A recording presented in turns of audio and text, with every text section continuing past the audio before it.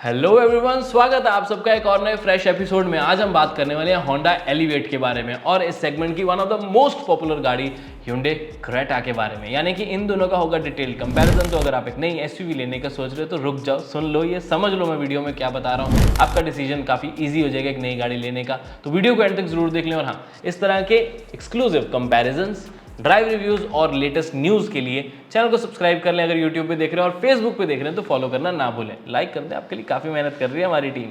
शुरुआत करते हैं क्रेटा वर्सेस एलिवेट। सबसे पहले आपको बताना चाहूँगा, एलिवेट एसयूवी का इंतजार बहुत देर से हो रहा था और उतने ही इंतजार हो रहा है क्रेटा के नए फेसलिफ्ट मॉडल का, लेकिन उसे अगले साल लॉन्च किया जाएगा। तो आई थिंक इस टाइम पे कंपैरिजन उसका बिल्कुल सही बनता है। एलिवेट डिमेंशंस की बात कर लेते हैं। सबसे बड़ा मेजर डिमेंशन का डिफरेंस है एलिवेट में ग्राउंड क्लियरेंस का 220 mm। That's really huge. बहुत लोगों को ये ग्राउंड क्लियरेंस बहुत अट्रैक्टिव लगने वाली, स्पेशली जब क्रेटा की ground clearance is just 190 mm। लेकिन हेडरूम अच्छा मिल जाता है उसमें। एलिवेट में हेडरूम थोड़ा सा कम हो जाता है। एनीवेज, और भी बहुत सारी चीज़ें। Let's talk about the dimensions. आपके लिए एक चार्ट लगा देता हूँ क्रेटा के साथ कंपैरिजन का, तो आपको एक बहुत अच्छा आइडिया हो जाएगा। और मेरे हिसाब से एलिवेट की व्हील बेस जो ज़्यादा, उसकी वजह से क्रेटा के कंपैरेटिवली उसमें स्पेस भी ज़्यादा आपको मिलती है। ओवरऑल डायमेंशंस वाइज मुझे लगता है एलिवेट एक ज़्यादा बॉक्सी, एक एसयूवी लुक आपको प्रोवाइड करती है और एसयूवी वाली फील भी पूरी दिलाएगी। रही बात डिज़ाइन की, तो कहीं ना कहीं मुझे क्रेटा के डिज़ाइन थोड़ा सा ज़्यादा अच्छा लग रहा है as compared to the Elevate, because Elevate की फ्रंट लाइट्स तो बहुत अच्छी हैं, ग्रिल भी ओके है, लेकिन रियर साइड एलिवेट की मुझे कुछ खास अच्छी नहीं लगी। वो WRV का छोटा, मतलब WRV छोटा वर्जन, एलिवेट थोड़ा बड़ा वर्जन, तो उतना ज़्यादा अच्छा लुक उसका लगा नहीं। हाँ, होंडा HRV आती है इंडिया में तो मज़ा आ जाता। उसकी वीडियो हमने बनाई है बैंकॉक जाके आपके लिए स्पेशली, उसकी डिस्क्रिप्शन में लिंक मिल जाएगा, चेकआउट करना ना भूलें। Anyways, moving on to the next point, design interior wise.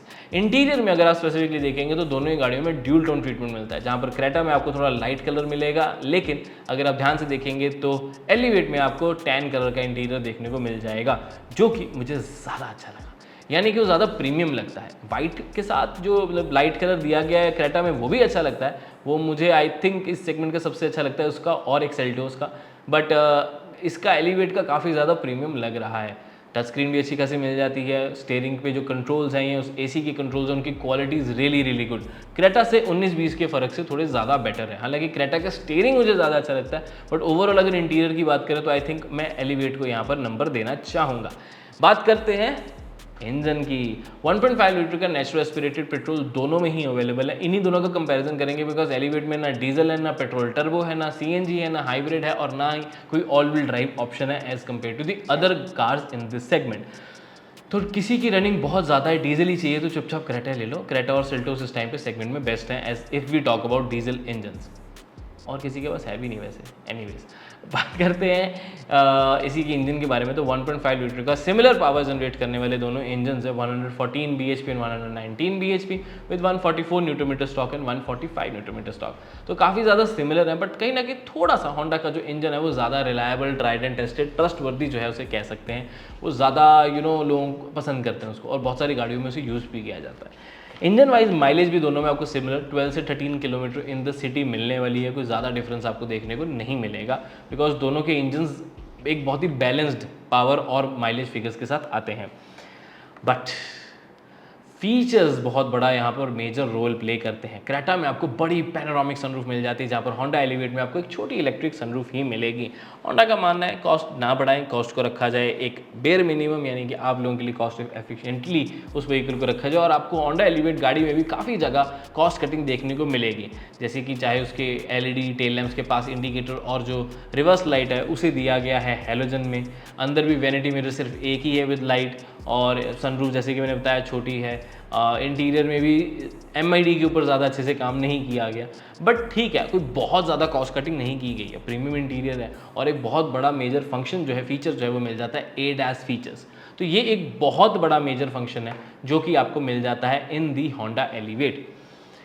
अब फीचर्स की स्पेसिफिकली बात कर ही रहे हैं, तो let me clear you one thing, कि अगर आप लेना चाहते हैं 1.5 लीटर का क्रेटा का मैनुअल ट्रांसमिशन का टॉप वेरिएंट, तो आप नहीं ले सकते, बिकॉज टेक्निकली SX ऑप्शनल आता ही नहीं है उसमें। सिर्फ IVT यानी कि CVT ट्रांसमिशन आती है। दोनों में CVT ट्रांसमिशन ही आपको मिलती है, एलिवेट में भी। लेकिन ध्यान रखें कि अगर आपको वेरिएंट लेना है 1.5 वाला, तो वो आता है SX वेरिएंट। कुछ फीचर्स SX और SS ऑप्शनल जो डिफरेंस है वो वेंटिलेटेड सीट्स का, पावर्ड इलेक्ट्रिक सीट्स का आ जाता है। 6 वर्सेस 8 स्पीकर्स हैं और 17 इंचेस के अलॉयज़ का डिज़ाइन बस डिफरेंट है, साइज़ वही आपको मिलता है। तो मेरे ख्याल से SX वेरिएंट भी बहुत अच्छा वेरिएंट है because that is only at 14.81 lakh. तो आपको बहुत सारे फीचर्स, बढ़िया इंजन, अच्छी माइलेज और क्रेटा का ब्रांड मिल जाता है at 14.81 lakh for the top variant. But चलो एलिवेट की बात ही वापस करते हैं। फीचर्स वाइज पैनोरामिक सनरूफ आपको मिसिंग लगेगी एलिवेट में, लेकिन ADAS फीचर्स एक बहुत बड़ा मेजर रोल जो है वो प्ले करते हैं। और जिस तरीके से हमने देखा है कि होंडा सिटी में आपको मिडल वेरिएंट से और मैनुअल वेरिएंट्स में भी ADAS दिया गया, that's really commendable job by Honda. तो मैं एलिवेट में भी यही एक्सपेक्ट कर रहा हूँ कि मिडल वेरिएंट्स और मैनुअल ट्रांसमिशन में भी ADAS होंगे, तो वो आपकी ड्राइविंग को काफ़ी ज़्यादा सेफ बना देंगे because prevention is always better than the cure. Crash test एक ऐसी चीज़ है जो कि क्रैश होने के बाद आपकी बॉडी को या आपके एक्सीडेंट को कम से कम नुकसान पहुंचाती है कि बॉडी का स्ट्रक्चर कैसा है एटसेट्रा एटसेट्रा, लेकिन ADAS एक ऐसा फंक्शन है जो कि इसी एक्सीडेंट को, इसी क्रैश को बचाता है। तो ADAS फीचर्स होने की वजह से होंडा एलिवेट को मैं सेफ्टी में ज़्यादा नंबर देना चाहूँगा और 5 स्टार सेफ्टी रेटिंग भी तो है बिकॉज होंडा सिटी का प्लेटफॉर्म है, जहाँ पर क्रेटा जो है वो 3 स्टार रेटिंग के साथ ही आती है। तो कहीं ना कहीं मेरी प्रेफरेंस सेफ्टी वाइज बहुत बड़े अच्छे नंबर से होंडा एलिवेट की तरफ चली जाती है।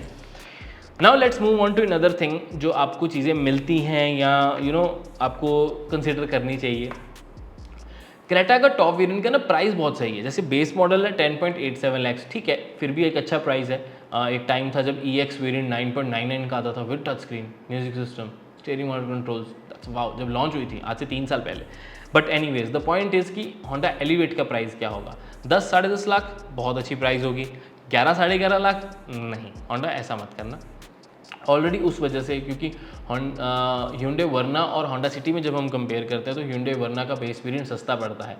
तो होंडा की आदत है अपने ही कंपटीशन में देखते हुए गाड़ी की प्राइस थोड़ी प्रीमियम रखना, तो एटलीस्ट एलिवेट के साथ ऐसा मत करना। आई नो उसकी गाड़ी भी एक प्रीमियम गाड़ी है, इंटीरियर बहुत अच्छा है, लेकिन फिर भी ये इंडिया है, लोगों को चाहिए कि प्राइस कम हो, चाहे सिर्फ नाम की प्राइस कम हो, आई मीन उसमें फीचर्स कम हो, लेकिन स्टार्टिंग प्राइस अगर 10.50 या 9.99 हो जाता है तो मज़ा आता है। बट आई नो बहुत मुश्किल हो जाता है। ये 10.50 लैक्स भी होगी तो इस सेगमेंट की सबसे सस्ती गाड़ी इसे माना जाएगा एटलीस्ट स्टार्टिंग प्राइस पॉइंट से। हाँ, उसके लोग मिडल वेरिएंट लेना चाहेंगे वो बात अलग है बिकॉज उसमें ADAS फंक्शंस होंगे, क्योंकि बेस में ADAS नहीं होगा।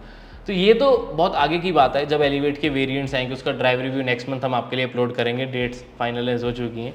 बट एनीवेज प्राइस वाइज मुझे लगता है कि क्रेटा एक बहुत अच्छे प्राइस पर है, होंडा एलिवेट को भी इसी प्राइस यानी कि 10 से 15 लाख के बीच में आना चाहिए and that could be a really good price for the manual transmission, 16 lakh for the automatic because CVT transmission ही आती है।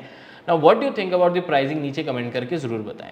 कंपेयर कर रहे हैं अगर क्रेटा और एलिवेट में, तो मैं कहूँगा एलिवेट का थोड़ा सा वेट कर सकते हैं, और क्रेटा के लिए भी अगर तो देखो आपको आजकल में ही गाड़ी लेनी है तो आई थिंक ग्रैंड विटारा वाली ऑप्शन हो सकती है। क्रेटा भी फिर भी ठीक है, बट वेट करना is a much better option because Kia Seltos भी आ रही है। तो भाई मेरी बात मानो, थोड़ा सा इंतजार कर लो। एलिवेट, सेल्टोस, क्रेटा तीनों बहुत कैपेबल, बहुत अच्छे प्रोडक्ट्स हैं, बहुत जल्द मार्केट में आ जाएंगे।